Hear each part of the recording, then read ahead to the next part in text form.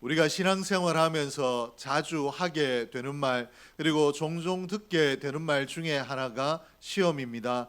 시험에 들었다, 또 내가 누구 때문에 시험을 받았다라는 말을 종종 사용하게 되는데, 오늘 예수님께서 이 시험에 대해서 제자들에게 가르치고 계시는데, 이 시험을 위해서도 너희가 기도하라, 시험에 빠지지 않게 기도하라 라고 이렇게 가르치셨습니다. 13절 상반절에 보니까 우리를 시험에 들게 하지 마시옵고 다만 악에서 구하시옵소서. 오늘 이 13절에서 말하고 있는 시험이란 단어가 두 가지 의미를 가지고 있는 그런 이중적인 의미로 사용되는 단어인데, 하나는 유혹이란 뜻을 가지고 있고 또 다른 하나는 오늘 우리가 방금 제가 말했듯이 시험이란 의미를 가지고 있는 단어입니다.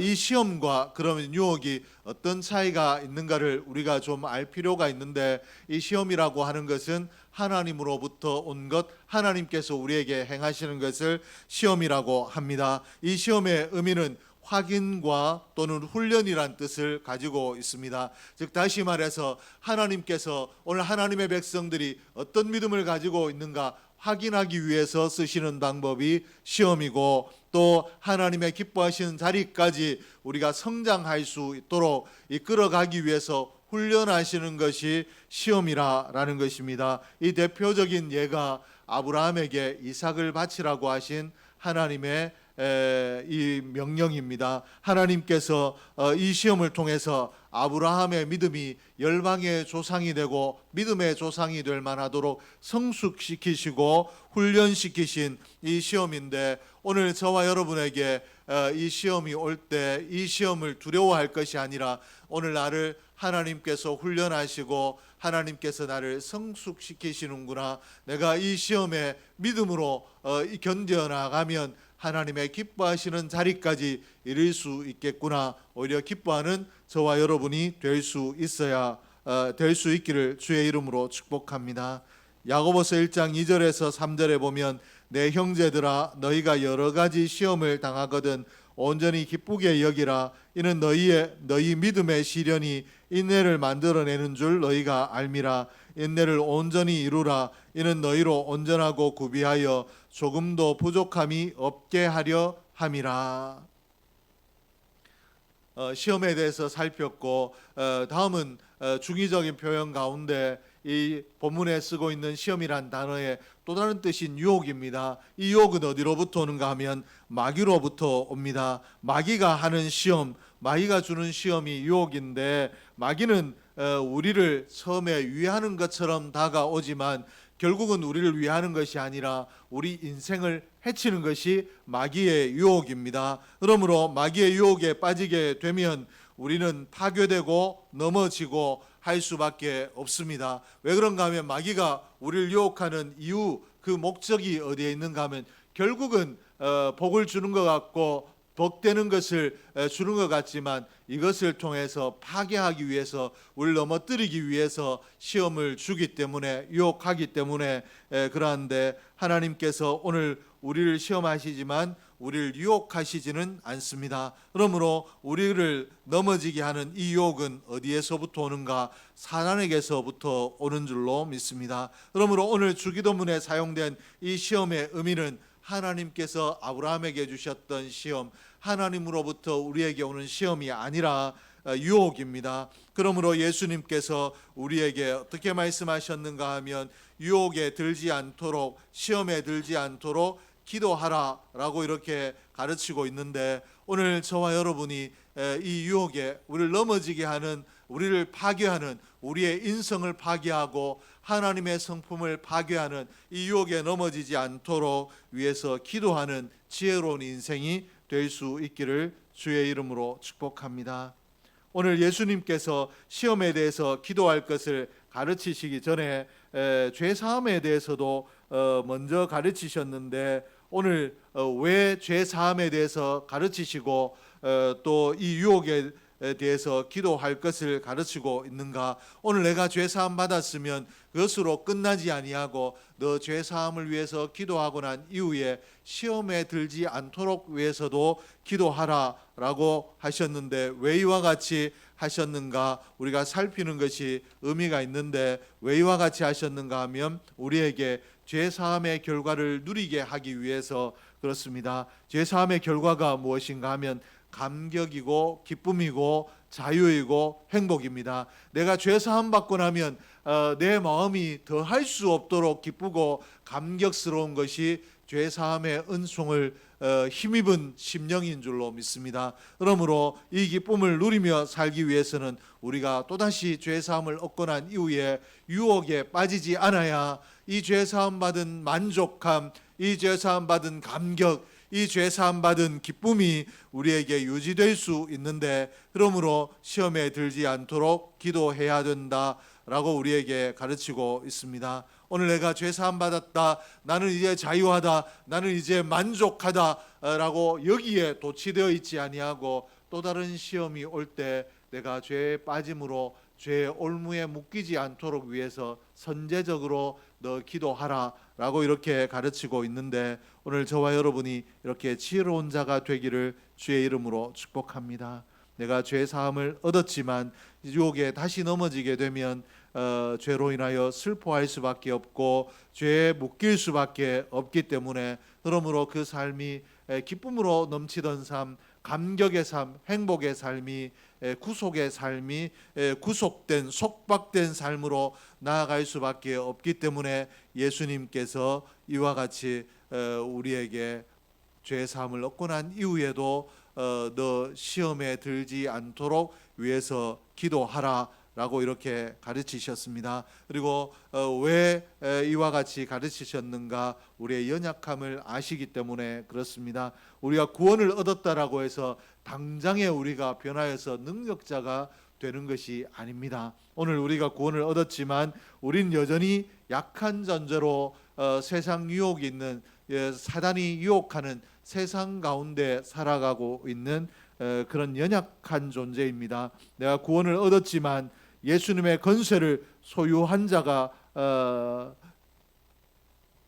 내가 예수님의 권세를 누리는 자가 되었지만 이 권세를 소유하고 이 권세를 내가 마음대로 행할 수 있는 능력자가 된 것이 아니라는 것입니다. 내가 기도할 때 예수의 능력이 내게 예수의 능력을 힘입을 수는 있지만 내가 능력자라서 내게서 이런 능력이 나타나는 능력자가 된 것이 아니라는 것입니다. 그러므로 오늘 우리 시험의 현장에 살아가고 있는, 사단이 공중권세를 잡고 있는 이 세상에 우리가 살아가고 있기 때문에 시시각각으로 우리를 시험하는 사단의 유혹이 우리에게 있기 때문에, 사단의 유혹이 때와 장소를 가리지 않고 우리를 찾아오기 때문에 오늘 이 유혹에 넘어지지 않도록 위해서 기도하라라고 이렇게 가르치고 있습니다. 오늘 우리가 대단한 사도로 인정하는 사도 바울도 어떻게 이야기하고 있는가 하면 로마서 7장 18절에서 19절에 보니까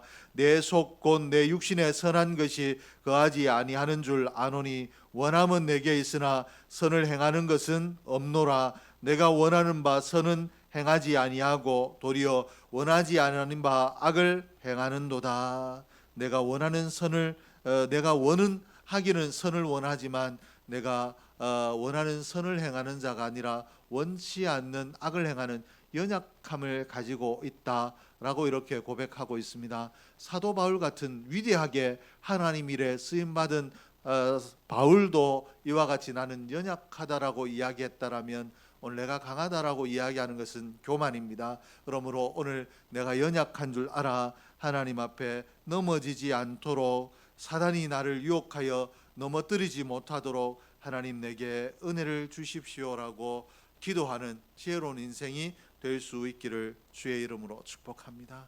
그렇다면 오늘 저와 여러분에게 주어진 과제가 있는데, 시험과 하나님께로부터 하나님이 나를 연단하고 내 믿음을 확인하기 위해서 주시는 시험과 사단이 넘어지게 하려고 주는 유혹을 구분할 필요가 있는데, 우리가 어떻게 구분할 수 있는가? 우리가 물론 깨어 있으면 대단하게 깨어 있으면 구분할 수 있겠지만 우리가 이 부분이 어렵습니다. 그러므로 마귀의 속성을 좀 살피고 이 마귀가 주는 것들이 어떠한가, 마귀의 속성에서 우리가 지혜를 얻는다라면 유혹을 구분할 수 있는데, 이 청교도 신학자인 토마스 왓슨은 유혹과 시험의 차이점에 대해서 이야기할 때 유혹은 이와 같다라고 정의한 부분이 있는데 이 부분을 좀 살피려고 합니다. 왓슨이 정의한 유혹은 충동적이라고 이야기합니다. 사단이 충동적이기 때문에 사단에게서 온 유혹도 충동적이다. 즉 다시 말해서 사단은 우리의 감정을 충동함으로 우리를 유혹한다라는 것입니다. 그러므로 오늘 사단에게 유혹당하면 정상적인 내 감정이 표현되지 아니하고 내가 감정을 억제할 수 없는 충동된 감정에 붙들리게 된다라는 것입니다. 그러므로 내 마음이 내가 아무리 진정을 하려고 해도 진정이 되지 아니하고 그리고 충동적인 마음이 일어나거든 하나님이 주시는 마음이 아니라 내가 선한 데 붙들려 있는 것이 아니라 사단의 유혹에 붙들렸구나, 붙잡혔구나 라는 것을 기억하고 우리가 여기에 대처할 수 있어야 되는데, 사단의 유혹에 넘어가게 되면 대수롭지 않은 일에도 우리가 분노하게 되고 대수롭지 않은 일에도 공격적인 자세를 취하게 됩니다. 그러므로 내가 날카로워지고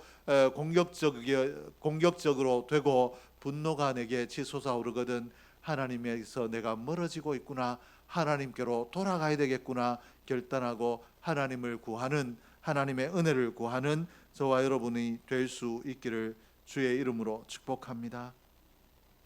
에베소서 6장 18절에 보면 사단의 유혹에 빠진 자들의 행위를 어떻게 표현하고 있는가 하면 불화살로 쏘는 것 같은 충동이라고 했습니다. 이 충동이 얼마나 강한지 불화살을 쏘는 충동과 같다라고 이렇게 표현을 했는데, 내 감정과 행동이 주체할 수 없이 격렬해지거든 사단의 유혹에 내가 직면해 있는 줄 알고 경계해야 되고 우리의 감정을 하나님 앞에 맡아주시라고 하나님 앞에 기도해야 되는데, 오늘 저와 여러분이 이렇게 되기를 주의 이름으로 축복합니다. 그리고 둘째는 유혹은 혐오적입니다. 우리의 마음에 일어나는 일상적인 감정과 생각들이 그렇게 지독하거나 악하지는 않습니다. 우리의 생활 가운데 내가 좀 불쾌한 일을 당해도 지독하게 악한 생각, 독한 생각에 우리가 붙들리지 않는다라는 것입니다.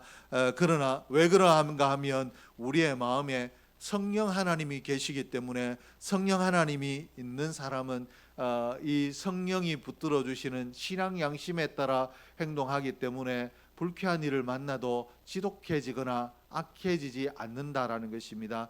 우리 기사에 보니까 이런 기사가 있었습니다. 한 집에 신생아가 들어왔는데, 신생아를 낳아서 병원에서 퇴원해서 왔는데 이 아이의 밤낮이 바뀌어서 밤에 자꾸 울어서 아이의 부모들이 생각할 때 우리 옆집에 계시는 분들, 그리고 아래 위층에 얼마나 아이 때문에 시끄럽겠는가라는 것 때문에 엘리베이터에 우리 아이가 며칠 되었는데 밤낮이 바뀌어서 울어서 죄송하다라고 우리가 최대한 조심한다라고 하는데도, 아이를 잘 달리려고 하는데도 아이를 처음 키워보는 탓에 잘 되지 않는다고 이해해 주시라고 붙였더니 자 우리가 몇 호예라고 이렇게 붙였더니 이 집 현관문에 괜찮다고, 우리도 아이를 키웠는데 우리도 그렇게 하고 키웠다고, 아이가 밤낮이 정상으로 돌아와서 엄마 아빠가 좀 편안한 일상으로 돌아갔으면 좋겠다라고 포스트잇도 붙여지고, 그리고 아이를 위해서, 부모를 위해서 선물도 문에 걸어놓고 가더라, 그리고 힘내라고 하고 있고, 또 어떤 분들은 포스트잇에 어떻게 하고 있는가 하면 전혀 나쁘지 않았다, 마치 우리 아이 어렸을 때로 돌아간 것 같아서 오히려 기뻤다라고 이런 포스트잇을 붙여놓았다라고 해서 이것 때문에 감동받아서 이 사람이 이것들을 SNS에 올림으로 기사화가 되었는데, 아이가 울면은 정말로 여기에 적고 있는 것처럼 기분이 좋겠습니까, 나쁘겠습니까? 자고 있는데 막 울어가 깨면 불쾌하겠죠. 그러나 한번 곱씹어서 생각하면 나도 아이 키웠을 때 그랬는데, 그리고 이 마음을 가지고 그저 그럴 수도 있지라고 했는데 아이의 부모들이 너무 미안해하는 글을 붙인 걸 보니까 이 부모가 너무 미안해하지 않도록 내가 좀 위로해야 되겠다라는 생각이 들어서 괜찮다라고, 우리도 그랬고 우리 아이 어렸을 때 그때 기분으로 돌아가서 우리 아파트에 아이가 많지 않은데 아이 울음소리가 들려서 좋았다라고 이렇게 부모를 격려하기 위해서 쓴 것 아닙니까? 이것이 인간의 보편적인 감성이고 은혜 받은 감성입니다. 그러나 사단의 유혹에 빠지게 되면 왜 부모가 저 아이를 저렇게 통제하지 못하느냐고, 왜 하필 우리 아파트에는 아이 놓은 부모가 있어서 이렇게 해야 되느냐라고 저 아이를 정말 지독하게 증오하고 미워하고, 그리고 저 아이를 통제 못하는 부모를 할 수만 있으면 내가 해코지했으면 좋겠다라고 지독한 마음으로 나가는 것, 이것은 인간의 마음이 아니라 유혹에 빠진 사단이 주는 유혹이라는 것입니다. 그러므로 우리 일상생활에서 우리 주위에서 일어나는 일들 중에 일과 사람을 판단할 때 악하거나 지독하게 나아가는 생각과 행동을 하는 사람을 해하려고 하는 행동들은 다 잘못된 것, 유혹에 빠진 것이라고 생각하고 우리가 동조하지 않아야 됩니다. 그리고 내게도 이런 감정들 정말 할 수만 있으면 확 어떻게 하고 싶다라는 생각들이 일어나면 내가 이 사단의 유혹이 내 문 앞에까지, 내 심령 앞에까지 와 있구나라는 것을 기억하고 하나님의 은혜를 붙들 수 있어야 됩니다. 그리고 유혹은 어떤 특징을 가지고 있는가 하면 처음에는 죄의 결과를 낳을 것처럼 다가오지 않습니다. 이 정도는 괜찮지, 어려운데 힘든데, 그리고 오히려 이렇게 어려울 때 오히려 말씀대로 살아야 된다고 강조하는 것이 무리가 있지 않을까라고 다가오는데, 그것들이 결국은 우리를 넘어지게 한다라는 것입니다. 그러므로 하나님 말씀에 벗어나거든 죄가 되지 않는다라고 판단이 되고 큰 무리가 없다라고 판단이 되더라도 쫓아가지 않아야 됩니다. 뭐 이 정도는 괜찮지 않을까 생각 자체가 사단이 주는 유혹이다. 그리고 이 생각이 커져서 죄까지 넘어지게 한다라는 것을 기억할 수 있기를 주의 이름으로 축복합니다. 그리고 사단의 유혹은 의를 드러나게 합니다. 내가 그래도 이만한데, 내가 의인이다, 나는 남들과 달라라고 하는 자기 의를 과시하게 하는 것은 절대로 하나님 앞에서 오지 않습니다. 하나님 앞에 은혜 붙들린 심령은 바울처럼 위대한 일을 행하고도 나는 연약한 자라, 죄인 중에 괴수라고 겸손하게 자기를 낮추고, 하나님 은혜가 없었으면 나는 아무것도 아닌데 하나님이 은혜 주셔서 내가 이런 일도 할 수 있었다라고 하는 것이 은혜의 마음이고, 내가 어떻게 하다라고 하는 것이 내 의를 드러내는 것이 잘못된 마음, 사단이 주는 것인데, 하나님의 자기 의를 드러내는 것이 왜 위험한가? 자기 의에 붙들려 있는 사람은 회개의 기회를 잡을 수가 없습니다. 왜 그런가 하면 나는 괜찮다라고 생각하고 오히려 저 사람이 저렇게 하면 안 되고 또 교회가 이렇게 하면 안 되고 남을 판단하고 비판하는 자리에, 나는 판단할 수 있는 자리에 있다라고 나는 그만한 의가 있다라고 생각하기 때문에 깨달을 수 있는 기회를 놓쳐버리고, 그러므로 회개의 자리에 이를 수 없기 때문에 그러합니다. 그러므로 내가 괜찮다라는 생각이 들거든 이 사단이 주는 유혹이구나. 나는 겸손함으로 바울의 자세를 배우고 예수의 자세를 배워야 되겠다라고 나를 쳐서 겸손의 자리로 이끌어갈 수 있기를 주의 이름으로 축복합니다. 사단의 유혹에 그러면 우리가 넘어지지 않아야 되는데 어떤 사람이 잘 넘어질 수 있는가? 우리 주위에 또 내가 어떠할 때 넘어질 만한가? 그리고 어떻게 어떤 사람들이 넘어질 예정에 있기 때문에, 넘어지기 직전이기 때문에 우리가 위해서 기도해야 되는가? 교만한 사람입니다. 교만한 사람은 사단의 유혹에 쉽게 넘어지는데, 왜 그런가 하면 하나님이 교만함을 싫어하기 때문에 하나님의 은혜가 그 심령 가운데 머물지 아니하고, 또 이 교만한 사람은 자기가 배우려고 하지 않기 때문에 내가 잘한다라고 생각하기 때문에 강단에서 선포되는 말씀도 내가 아멘으로 받고 저 말씀대로 살아야 되고 저 말씀대로 나를 고치겠다라는 것이 아니라 말씀을 저렇게 하면 안 되고 이렇게 전해야 된다라고 오히려 말씀조차도 판단하기 때문에 은혜 받을 수 있는 기회가 없기 때문에 깨달을 수 있는 기회가 없기 때문에 그러합니다.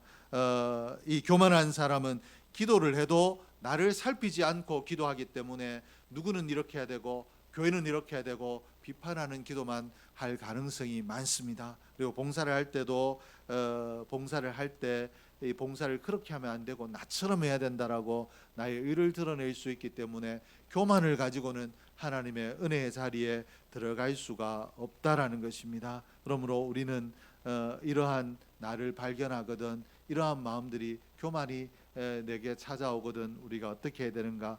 하나님 앞에 기도해야 됩니다. 내가 기도하면 하나님이 우리를 도우십니다.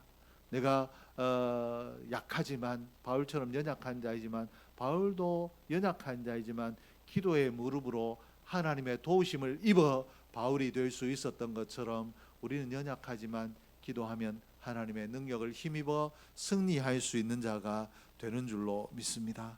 그리고 우리가 죄에 넘어지지 아니하고 유혹에 넘어지지 아니하려면 어떻게 해야 되는가 하면 우리 자신을 지켜야 됩니다. 내가 기도하면서도 잘못된 것 같은데 더 확인하기 위해서 그리고 문제가 있더라도 나만 건강하면 되지라고 해서 죄가 있는 곳에 문제가 있는 곳에 같이 거하게 되면 거기에 넘어진다라는 것입니다. 그러므로 시편 1편에 어떻게 우리에게 하고 있는가 하면 복 있는 사람은 악인들의 꾀를 따르지 아니하며 죄인의 길에 서지 아니하며 오만한 자들의 자리에 앉지 아니하고 이렇게 했는데 이거 하나님이 원하시는 자리가 아니고 시험 들 만한 자리라는 것이 깨달아지거든 거기에 같이 머물러 있거나 그 자리로 가는 자가 아니라 그 자리를 피하는 자가 되어야 저와 여러분이 넘어지지 아니하고 유혹에 빠지지 아니하고 승리한 인생으로 살 수 있는데 오늘 하나님이 함께 하시는 자리 복받을 자리 거룩한 자리를 선택하고 시험의 자리 유혹의 자리를 피하는 지혜로운 인생이 저와 여러분 되므로 늘 하나님의 도우심으로 연약함을 가지고 있지만 승리하는 복된 인생이 되기를 주의 이름으로 축복합니다. 기도하겠습니다. 하나님 아버지 감사합니다. 하나님께서 오늘도 저희를 기억하시고 귀한 은혜의 자리에 나와 하나님 말씀 듣게 하신 것 감사합니다. 들려주신 이 말씀이 우리의 심령에 잘 박힌 목과 같이 되게 하여 주시고 이 말씀 붙들고 승리하게 하여 주시옵소서. 이 말씀으로 새로움을 얻게 하여 주시옵소서. 하나님께서 사랑하시는 권속들 또한 3일간도 은혜 가운데 붙들어 주셨다가 성탄절 예배에 주님 오신 기쁜 날 주님이 나를 위해서 오신 복된 날에 하나님 앞에 나와 예배하며 하나님께 영광 올려드릴 수 있도록 은혜를 더하여 주시옵소서. 육신의 연약한 자들 일일이 기억하시고 강건하게 하여 주시며 온사랑교회가 하나님의 은혜 가운데 온전하게 붙들림으로 수많은 영혼들을 구원하는 구원의 방주가 되게 하여 주시옵소서. 예배를 위하여 여러 모양으로 수고한 손길들 식사를 준비하며 또 교회 청소하며 여러 모양으로 헌신한 손길들 위해 하늘 복과 은혜로 채워 주시옵소서. 하나님께서 사랑하시는 제단 가운데 하나님 큰 은혜 더하여 주시되 늘 주신 사명 잘 감당할 수 있는 은혜를 더하여 주시옵소서. 하나님 앞에 나올 때 11조 드리고 감사함을 드리며 각종 예물 드린 손길들 일일이 기억하시고 이 예물 드림이 하나님 기뻐 받으시고 복을 베풀어 주시는